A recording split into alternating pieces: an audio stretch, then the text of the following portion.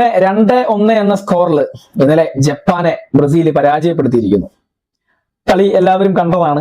So കളിയെ പറ്റിയിട്ടാണ് നമ്മൾ ഈ വീഡിയോ സംസാരിക്കുന്നത്. നമുക്ക് ഒത്തിരി കാര്യങ്ങൾ സംസാരിക്കാനുണ്ട്, അതുകൊണ്ട് നമുക്ക് 1-2 വീഡിയോ ആയിട്ട് ഇത് പ്ലാൻ ചെയ്യാം.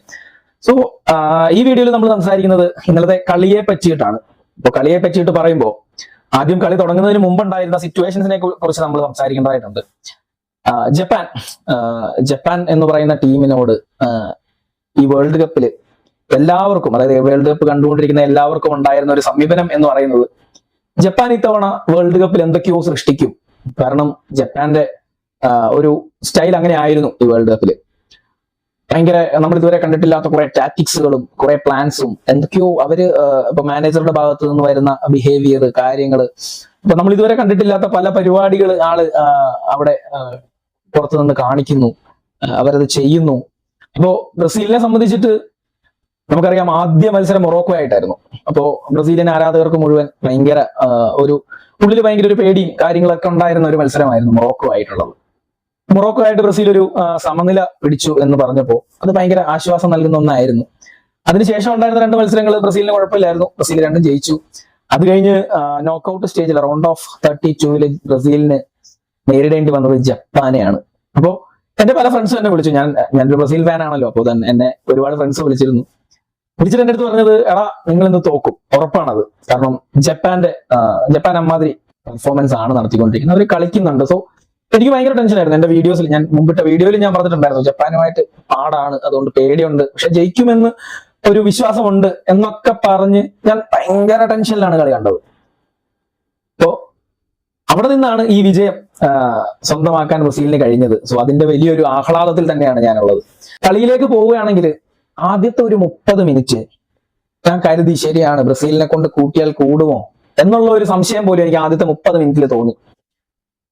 ടോട്ടലി ഡോമിനേറ്റ് ചെയ്യുന്ന ഒരു ജപ്പാനെയാണ് നമ്മൾ ആദ്യത്തെ ഒരു 30 മിനിറ്റ് കണ്ടത്. ആ 30 മിനിറ്റിന്റെ ഉള്ളിൽ 29-ാം മിനിറ്റിൽ അവർ ഗോളും കണ്ടെത്തുന്നുണ്ടായിരുന്നു. അപ്പോ അതുകൂടെ ആയപ്പോഴത്തേക്ക് ശുഭം, എനിക്ക് അറ്റാക്ക് വരുമോ എന്ന് പോലും എനിക്ക് തോന്നിപ്പോയി. പിന്നെ ഞങ്ങൾ എന്റെ ക്ലബിൽ ഇരുന്നിട്ടാണ് ഞങ്ങൾ കളി കാണുന്നത്. അപ്പൊ എന്റെ ചുറ്റും അർജന്റീന ഫാൻസ് ആണ്, ഞാൻ മാത്രമേ ഉള്ളൂ. അപ്പൊ അവരുടെ നടുക്കിരുന്ന് കളി കാണുമ്പോ പുഴുങ്ങുകയാണ് അവന്മാര് വെച്ച്. അപ്പൊ കളി കണ്ടുകൊണ്ടിരിക്കുന്ന 30 മിനിറ്റ് വരെ ഭയങ്കരമായി ഡോമിനേറ്റ് ചെയ്യുന്ന ഒരു ജപ്പാനെയാണ് നമ്മൾ കണ്ടത്. അപ്പോൾ ഭയങ്കരമായിട്ട് പേടിച്ചു. പക്ഷെ 30 മിനിറ്റിന് ശേഷം തിരിച്ചു വരുന്ന ഒരു ബ്രസീലിനെയാണ് നമ്മൾ കണ്ടത്.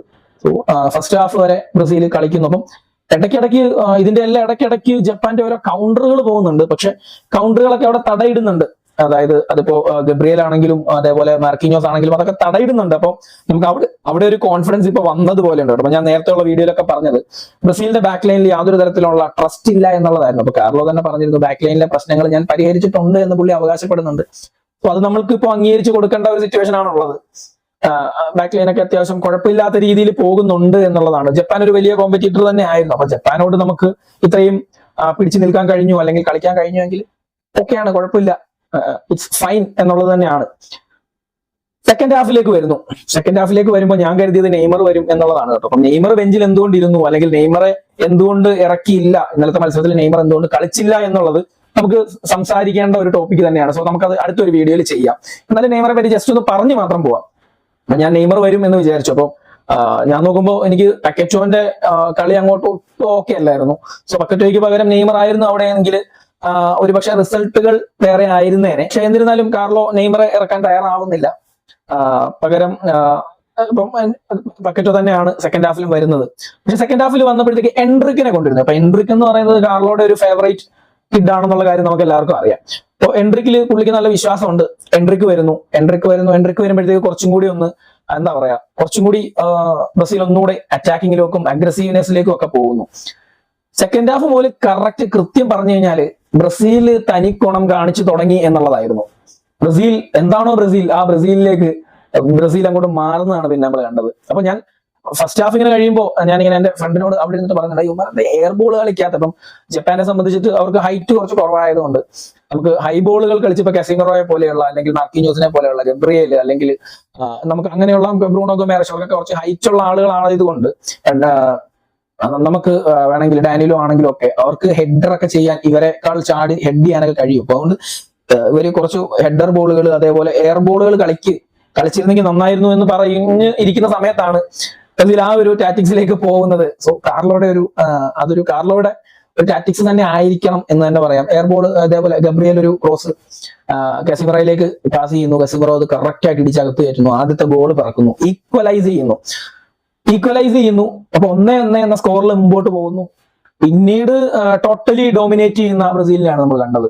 ടോട്ടലി പിന്നെ ബ്രസീലിന്റെ കയ്യിലും തന്നെയായിരുന്നു കളി. ശരിക്കും ജപ്പാൻ ഇടയ്ക്കിടയ്ക്ക് ഒരു കൗണ്ടർ പോകുന്നുണ്ട്. ജപ്പാന്റെ പേസ് ഒന്നും പറയാതിരിക്കാൻ പറ്റില്ല കേട്ടോ. ജപ്പാൻ ബും ബും ബും വെഡിയും പോകുകയാണ് ജപ്പാന്റെ പാസിംഗ് ആക്രോസി ഒക്കെ ഭയങ്കരമായിരുന്നു, പക്ക പ്രോപ്പർ പാസിങ്ങും.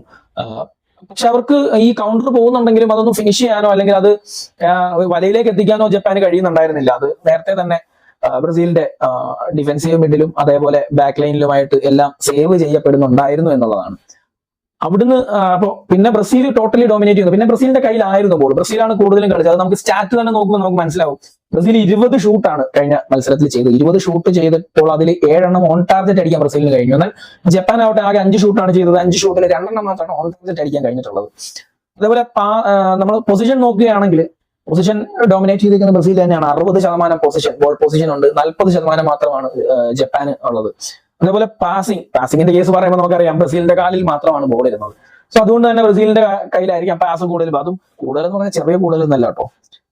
അതായത് ജപ്പാൻ ചെയ്ത പാസിനേക്കാൾ ഡബിൾ ആയിരുന്നു എന്നുള്ളതാണ്. ജപ്പാൻ 300 പാസുകൾ ഇന്നലെ കളിച്ചപ്പോൾ ബ്രസീൽ കളിച്ചത് 679 പാസുകളാണ്. സോ അതൊരു ചെറിയ നമ്പർ അല്ല. ഫൗൾസിന്റെ കേസിലും ബ്രസീൽ ഇന്നലെ ഭയങ്കര ഡീസന്റ് ആയിട്ടാണ് കളിച്ചത് എന്നുള്ളത് നമ്മൾ ശ്രദ്ധിക്കേണ്ട ഒരു കാര്യമാണ്. അത്യാവശ്യം പ്രൊഫഷണൽ ആയിട്ടും അഗ്രസീവ് ആയിട്ടും ഒക്കെ ഫൗൾ ചെയ്യുന്ന ഒരു ടീം തന്നെയാണ് ബ്രസീൽ. ബ്രസീൽ വെറും 4 ഫൗളുകൾ മാത്രമാണ് ഇന്നലെ ചെയ്തിട്ടുണ്ടായിരുന്നത്. ജപ്പാൻ ആവട്ടെ 13 ഫൗളുകൾ ബ്രസീലിനെതിരെ ചെയ്യുന്നത് നമ്മൾ കണ്ടു. അപ്പോ നമ്മൾ ആ സ്റ്റാറ്റ് കൂടി എടുത്ത് നോക്കുമ്പോൾ ഇന്നലെ ബ്രസീൽ തന്നെയാണ് ടോട്ടലി മൊത്തത്തിൽ ഡോമിനേറ്റ് ചെയ്തത്. ബ്രസീലിന്റെ ആയിരുന്നു ഇന്നലത്തെ കളി എന്നുള്ളത് നമുക്ക് മനസ്സിലാവും. ആദ്യത്തെ ഒരു 30 മിനിറ്റ് കഴിഞ്ഞാൽ ബാക്കി ഉണ്ടായിരുന്ന അത്രയും സമയവും കളിച്ചത് ബ്രസീൽ തന്നെയാണ് എന്നുള്ളത് നമുക്കറിയാം. അങ്ങനെ എന്തായാലും പിന്നീട് മാർട്ടിനെല്ലി വരുമ്പോൾ നമുക്കറിയാം വിനീഷ്യസിന് കുറച്ചുകൂടി കളിക്കാനുള്ള ഒരു അവസരം. കാരണം മാർട്ടിനെല്ലി വിനീഷ്യസ് ഒരു കോംബോ ക്രിയേറ്റ് ചെയ്ത് കഴിഞ്ഞാൽ അത് വളരെ നന്നായിരിക്കും എന്ന് തോന്നി. അപ്പോ മാർട്ടിനെല്ലി വരുമ്പോൾ കുറച്ചുകൂടി മൂവ്മെന്റ്സും കാര്യങ്ങളൊക്കെ വരുന്നുണ്ട്. പിന്നെ വിനീഷ്യസിന്റെ കേസ് എടുത്തു നോക്കിയാൽ വിനീഷ്യസ് ഗംഭീര പെർഫോമൻസ് ആയിരുന്നു. വിനീഷ്യസ് ഒരുപാട് ഡ്രിബിൾസും കാര്യങ്ങളൊക്കെ നടത്തുന്നുണ്ട്. പക്ഷെ ഇപ്പൊ നെയ്മറൊക്കെ ചെയ്യുന്നത് പോലെ ഡ്രിബിൾസ് വിൻ ചെയ്യുന്നതിൽ പലയിടത്തും വിനീഷ്യസിന് പാടുന്നുണ്ടായിരുന്നു എന്നുള്ളതാണ്. പക്ഷെ വിനീഷ്യസ് ഇന്നലെ ഭയങ്കരമായിട്ട് കളിക്കുന്നുണ്ടായിരുന്നു. പിന്നെ വിനീഷ്യസിനെ ഡിപ്പെൻഡ് ചെയ്ത് ചില സമയങ്ങളിൽ കളി പോകുന്നത് പോലെ എനിക്ക് ഫീൽ ചെയ്തു. അതേപോലെ തന്നെ പറയേണ്ട ഒരു പ്ലെയർ ആണ് റയാൻ അത്ര കണ്ടം കൊണ്ട് ഡോമിനേറ്റ് ചെയ്യുന്നുണ്ടോ എന്നുള്ളൊരു സംശയമുണ്ട്. പക്ഷെ റയാന്റെ ആ ഒരു പൊസിഷനിലേക്ക് ലൂയിസ് എൻറിക്കയെ കൊണ്ടുവന്ന് കഴിഞ്ഞാൽ കുറച്ചുകൂടി ബെറ്റർ ആയിരിക്കും, കുറച്ചുകൂടി മൂവ്മെന്റ് ബ്രസീലിന് ഉണ്ടാവും എന്ന് ഞാൻ വിശ്വസിക്കുന്നു. പക്ഷെ കാർലോ അതെന്തുകൊണ്ട് ഇതുവരെ ചെയ്യുന്നില്ല എന്നുള്ളത് ഒരു അത്ഭുതകരമായ കാര്യം തന്നെയാണ്. പിന്നീട് അവസാനം നമ്മൾ എക്സ്ട്രാ ടൈമിലേക്ക് കളി പോകും. അപ്പോ നെയ്മറെ എക്സ്ട്രാ ടൈമിലേക്ക് വെച്ചിരിക്കുകയാണ് എന്നുള്ള ഒരു സംഗതിയിലാണ് നമ്മളുള്ളത്.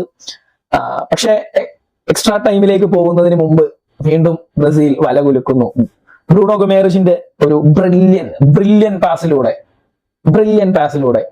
അത് മാർട്ടിനെല്ലി വലയിലേക്ക് എത്തിക്കുന്നു. സോ ആ ഒരു ഗോള് ഭയങ്കര സന്തോഷം. ഞാൻ ആ സമയത്ത് കാട്ടിക്കൂട്ടിയ കോപ്രായത്തരങ്ങൾ എനിക്ക് തന്നെ അറിയില്ല എന്തൊക്കെയാണ്.